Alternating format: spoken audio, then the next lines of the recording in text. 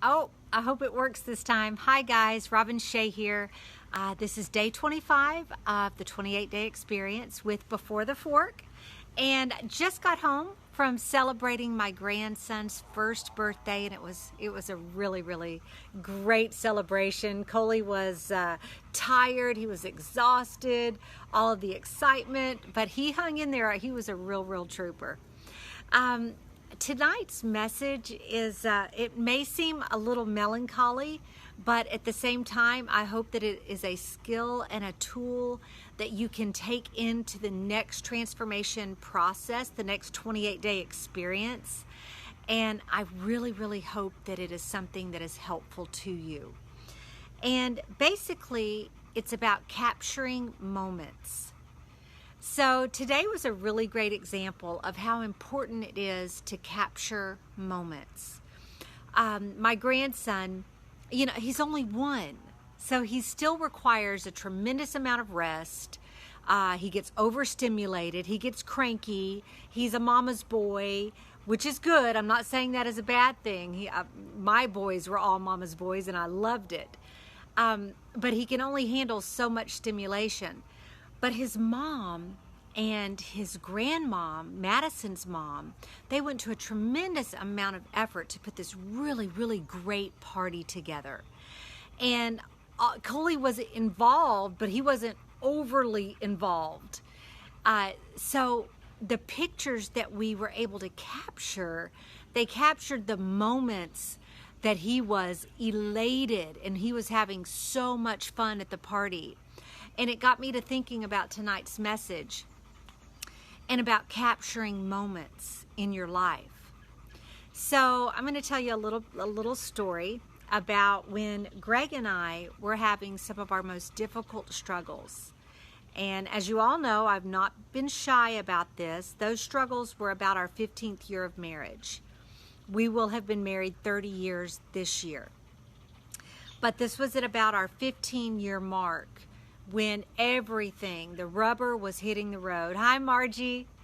And Greg and I were really struggling finding the love that had once bound us so tightly.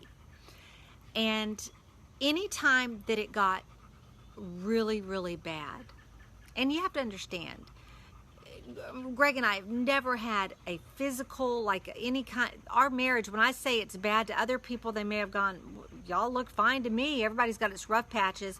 But I was unhappy because I expected more out of our marriage than what it was giving to me. Hi, Kim, at that particular time in our lives. But whenever it got bad, I could always look at him through a different lens. And I could see my husband as maybe not the perfect partner for me at that time in my life, but I could look at him through the eyes of the father that he was to my children, our children. I could look at him through the eyes of the provider that he was for our family. And although it may not have been perfect partner to partner, when I looked at him in the other lenses of our life, I wouldn't have traded him for $1 million. He's always been a brilliant father. We have always parented together and co-parented together extremely well. We always had each other's back. So that was never, ever a bone of contention for us, ever. His creative mind, the way he provided for our family, Greg always thinks a year, 2 years, 3 years in advance. So I could always reframe him when I was struggling with how our relationship was evolving at that particular time. And because I had those other alternate lenses, whatever I may have been experiencing from a partner perspective, I could check and balance it a little bit, if you know what I'm saying. So let's move that into our transformation process, and let's look at that through the lens of how does that apply to the transformation process. When you are having a home run, am I back? I think I'm back. I'm going to keep talking. And you've knocked it out of the park and you're having a really good day. take a moment to capture that. Take a moment to take a snapshot, hi Marjorie, of what is so right about that moment. What is so right? And imprint that in your mind. Write it down. When you go to bed at night and you have had a magnificent day, jot down what made it so magnificent. And in your times of struggle, lean into those moments that make it all worthwhile.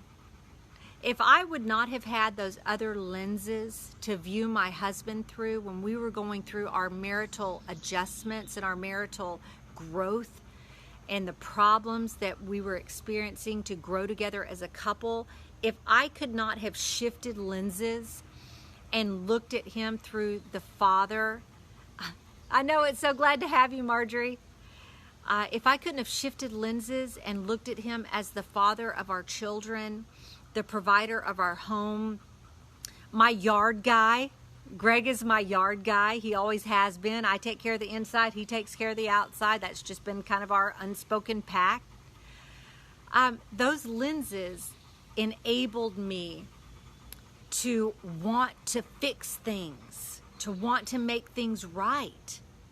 So that was a snapshot. And just like today at Coley's party, he may have had a couple meltdown moments, but the pictures that I captured were the pictures of brilliance. They were the pictures of him being in divine connection with the celebration that was all about him and the life that he has lived for this past year.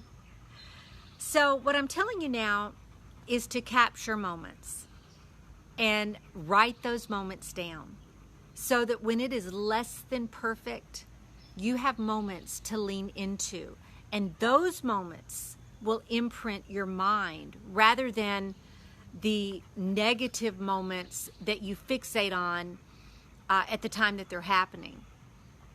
For instance, if I would never have taken note, I'm sorry, I've gotten a couple mosquito bites. If I would have never taken notice of what a wonderful father he was, or if I had taken for granted how he has cared for us financially over the years, and I never allowed those two beautiful parts of my husband shine through, then when we were having our struggles and our strife and trying to find our way in the dark forest that can be marriage, I would have had nothing to have leaned into. I would have had no golden moments to say this is worth the struggle. But because I was so attuned to what his qualities were, I was able to look past and just want to fix what wasn't working. So take some time today, tonight, over the next 3 days that we're on the final phase of the transformation process. Take some time and capture moments. You can choose what you imprint your mind with. You can make that conscious choice. Another example is I am not a huge crowd person. I never have been. Even as far back as I can remember being a teenager, I was not one to go to clubs and parties and go listen to bands play and all that kind of thing. And my husband and I one time went to a concert in Southern California, and it was the Judds. Yes, it was the 80s. It was the Judds and Dwight Yoakam. There was a couple other super popular 80s bands there from the country western genre. And all I could think of when we were going is, oh my God, this is going to be miserable. The parking is going to be ridiculous. We're going to have to walk 3 miles to the concert. It's hot. I was not up for it at all. And we got there, and sure enough, traffic was horrible, parking was horrible, the walk was horrible. And then we got to the concert, and it rocked my world. And everything that I was dreading melted away in the awesome performances that were up on the stage. So that's what imprinted me, were the performances, not the dread of going, not the parking, not the walking, not the heat. I left with, thank God I did that. That was so amazing. That concert was fantastic. That's what imprinted me. So take your moments of victory. Take the moments that take your breath away and write them down, and make sure that when you're feeling the struggle, you decide what's going to imprint you, the struggle or the victory. Am I going to remember from today's party the couple meltdowns that Coley had, or the picture with him cramming cake in his mouth, raising his fist, doing a fist pump, and like total victory? No, I'm going to remember the victory, the fist pump, and the cake smash right in his face. So I could leave there and go, oh my God, he was miserable. He cried. He was not happy. No. What imprints me is the fact that that baby did a fist pump right as he was cramming cake in his mouth, and it made every other moment fade away, just the beauty of his face.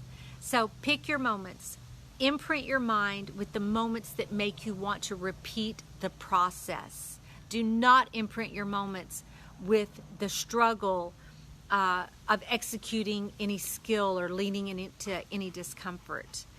It's your choice. You can imprint with either, but now that you have a heightened awareness of what you're going to imprint your mind with, I think you'll be more inclined to look for those fist pump moments and jot them down. Remember, there's something about the connection from your mind to your hand to a pen of paper that makes a tremendous difference. So go to the exercise of making it filter all the way through you and out to your hand, so that it can stay with you a little bit longer.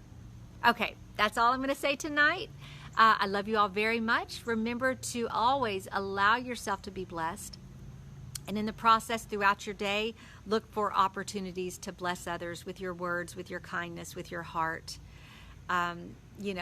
You can compliment someone's looks, but when you take time to compliment their heart, it takes on a whole nother meaning. So I hope you look for those opportunities during the day, and I hope that you live today and every day with your whole heart.